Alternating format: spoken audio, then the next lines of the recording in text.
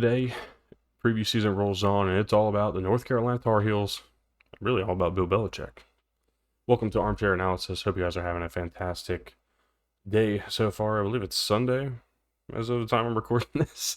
Sorry, as of the time this video goes out, I'm recording this on Friday, June 20th, but it's Sunday, June 22nd, as the time you're seeing this. So I hope you guys are having a good weekend. Enjoyed the weekend.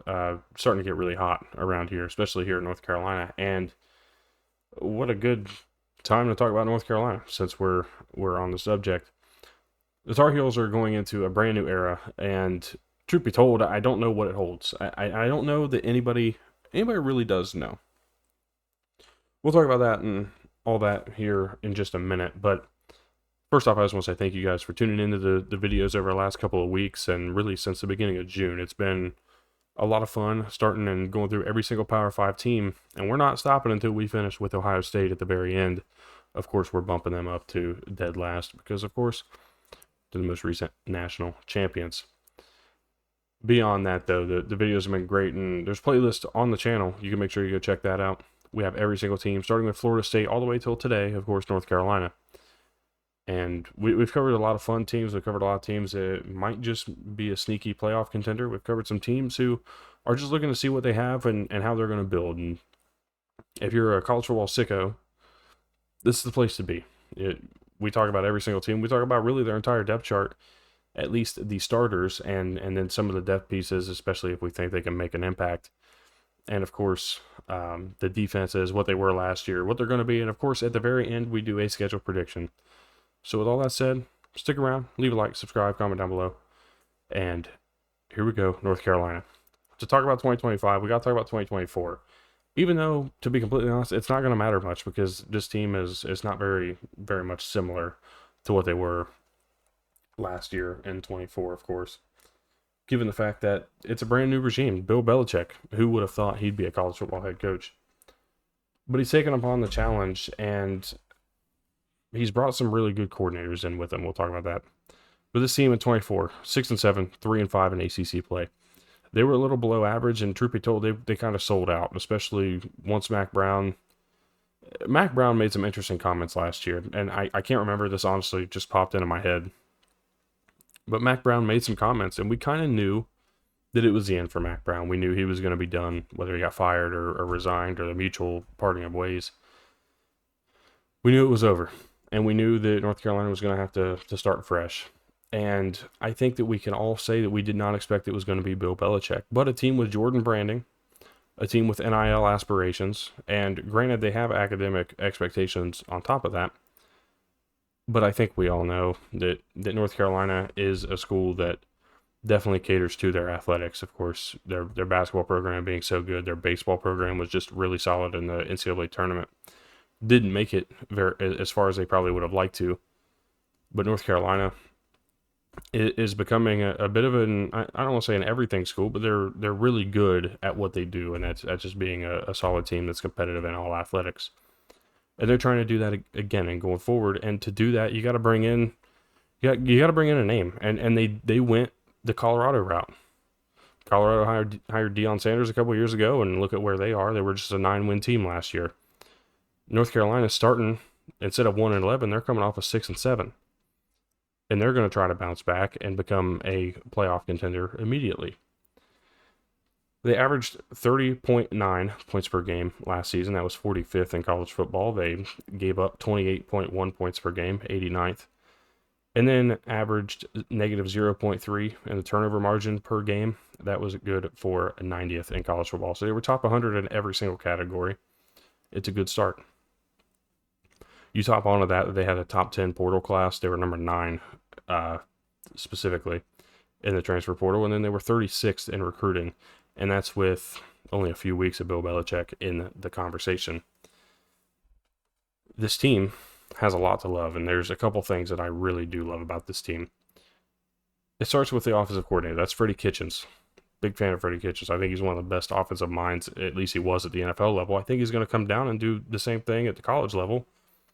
We've seen, and this is the one thing I need to point out right away, we have seen NFL coaches come down to the college level and overcomplicate things We watched it happen the first year of Mike McDonald over at Michigan. We watched it happen with even Wink Martindale last year at Michigan. We've seen a handful of coaches do this thing where they come down, they overcomplicate things. And Freddie Kitchens is a guy who's coming straight to the college game from the NFL, and I think that we're going to have to worry a little bit. Are things going to be too much? Is there going to be too much to figure out early for this team?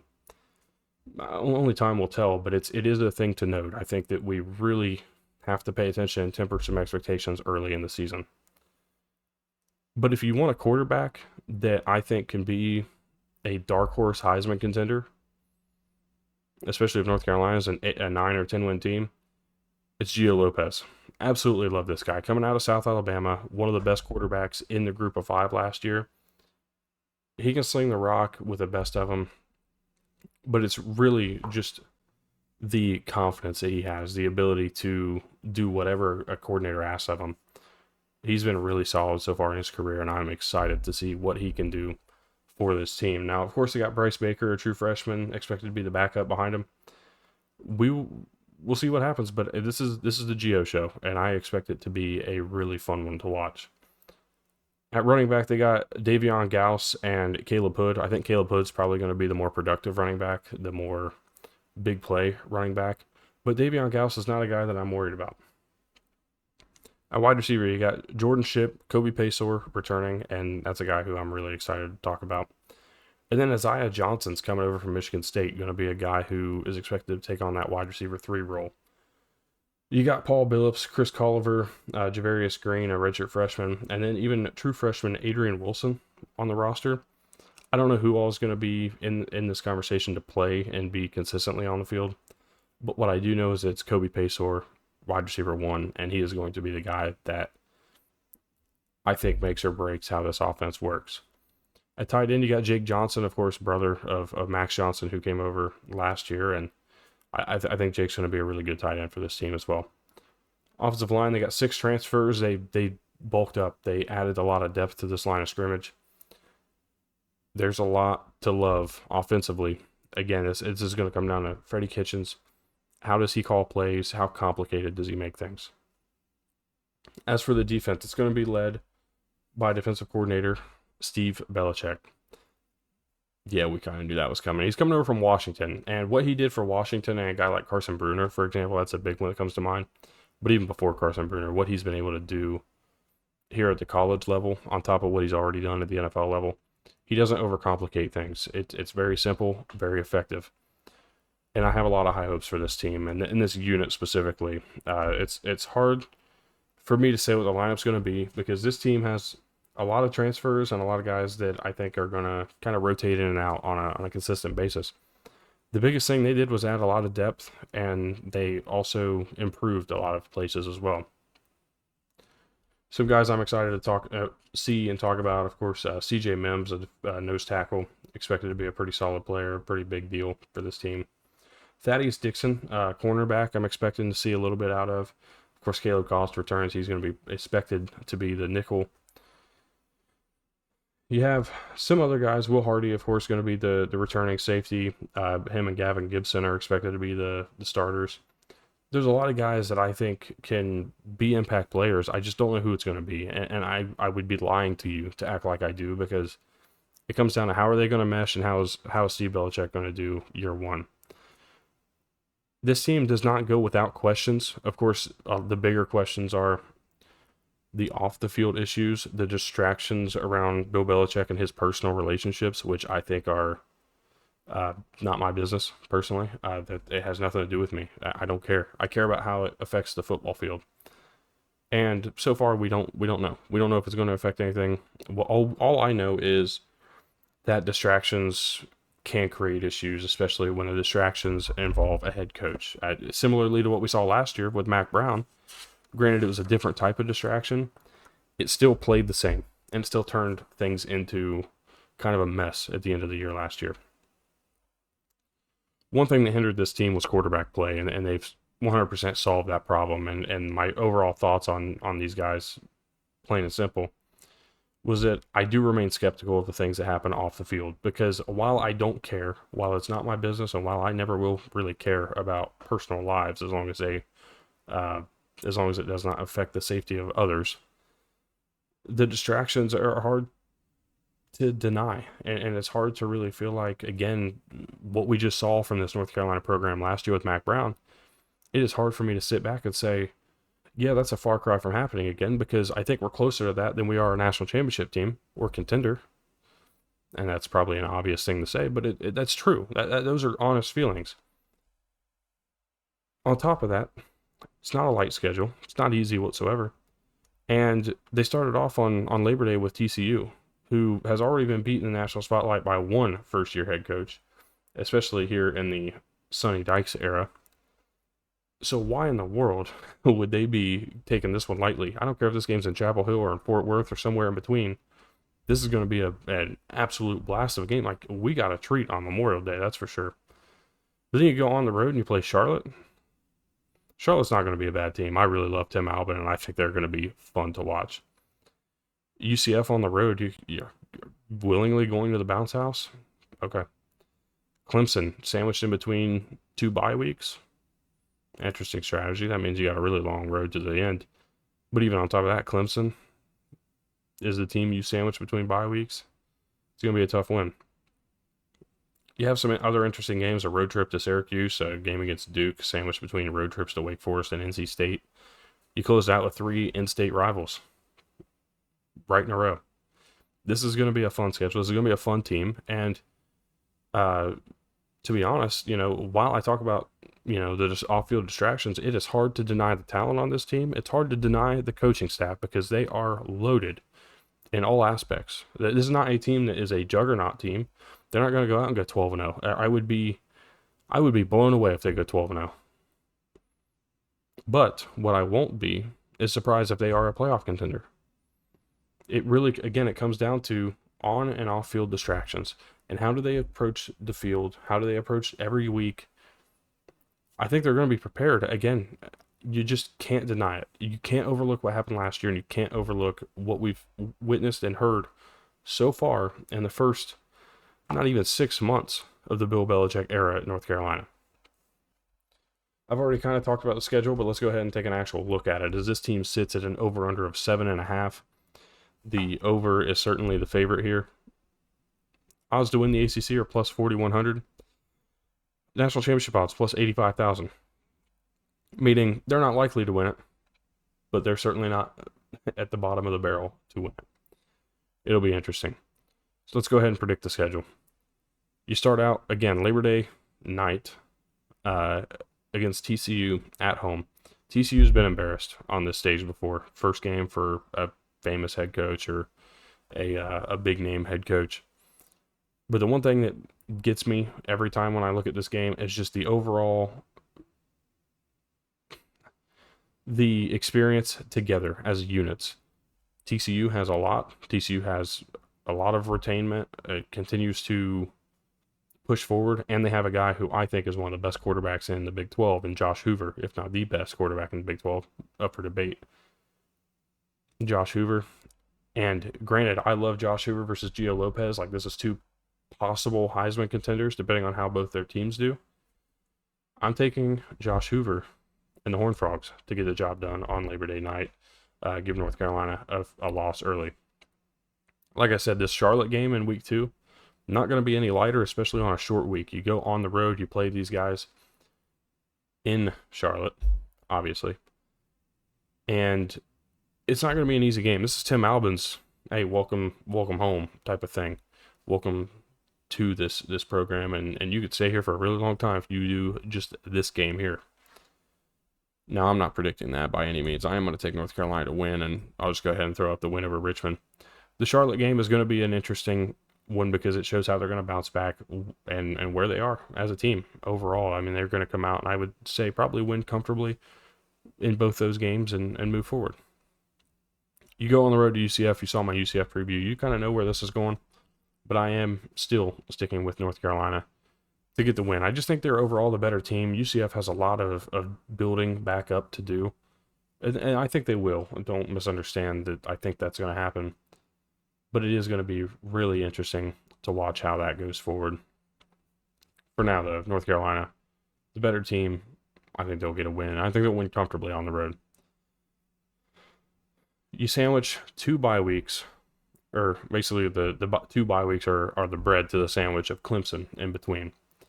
And I'm going to be honest, I just don't see it. No matter how we slice this thing up, I think Cade Klubnik, one of the best quarterbacks in college football, I would argue the best quarterback in college football. I think that this Clemson team as a whole is just, I'm not going to say head and shoulders above the rest of the conference, but I think they are much better than the rest of the conference. Or considerably better, at least noticeably better, maybe is a better word to use. This is going to be an interesting game, this game being in Chapel Hill, but at the end of the day, Clemson, I just think they are that team. So we'll move on from that. You come back-to-back games after that bye week, though, and get 2 straight wins. I think Cal and Virginia are just, I think you're that much more talented than Cal and Virginia. Go on the road and face Syracuse in the Dome. I don't know what it's called anymore. I'll call it the Carrier Dome because that's what I know it as. I know that's not true, and I'm sorry. But this game being on Halloween night, I think Syracuse has something they want to prove here. This is a Friday night game. This is an opportunity for Fran Brown to say, yeah, I really don't care what your name is. We're going to go out here and win a football game. And I think that's what they're going to do. I like Steve Angeli. I think he's going to be a good quarterback. We'll talk more about that team when we get to their preview. But I like this Syracuse team a lot as a spoiler to a lot of team seasons, and I think this is going to be one of those spots where they spoil a season. I'm taking Syracuse to get the win there. You'll beat Stanford coming out of there. I just think Stanford's still too far off. Wake Forest is going to be a fun team to watch. I think at this point in the year, Wake Forest is going to be a lot of fun. I don't know about rested. I don't think well rested is going to be the term, but they're not going to played 4 straight games and had a good amount of travel in there as well. I'm going to take North Carolina, though, to get the win on the road in Winston-Salem. They'll go ahead and play Duke, second to last game of the season, in Chapel Hill. But I don't really care. I think Duke is a better team. I think they will pull off an interesting win. Dare I say this is going to be one of the first few top 25 matchups, if ever top 25 matchup, between Duke and North Carolina in football? That's a fun thought. I got to have a lot of fun with that. And then we get a road trip with NC State to close out the season if you're North Carolina. And get the win. I think North Carolina's better than NC State, plain and simple. To close out the year, 8-4, 5-3 in conference. No, you're not going to go to the ACC title, and no, you're not going to make the college football playoff. But you battle through, and you work through it. And I think as long as the distractions don't become too much and too plentiful, this team's really going to kind of go as far as guys like Gio Lopez and Kobe Paysour and others will take them offensively. And then as for the defense, it's hard to diminish the meaning and the impact that C. Belichick has to this team. I have a lot of high hopes for North Carolina this year. While I don't think they're going to be a playoff team or an ACC contender, it's not out of the question that they go 10-2. I'm going to be completely honest. I do not think they beat TCU. My mind could change later, but right now I do not think they beat TCU. I just think there's too much change in the North Carolina program versus the TCU program to really make that work. And while there's a lot of motivation on both sides, I just think TCU will be better, more prepared this time. As for the Clemson game, I think that's plain and simple. I just think Clemson's that good. Syracuse, a fun game, could go either way. Duke, a fun game, could go either way. I mean, I really think 10-2 is possible. That's kind of my ceiling. I don't think they go better than that, but 10-2 might be a playoff spot. Who knows? It's going to be an interesting year. Let me know what you think. If you're a North Carolina fan, let me know.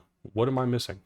Who did I not bring up that maybe needs a little more attention? Maybe somebody I just grazed over, talked about a little bit, needs a little more attention, needs a little more love.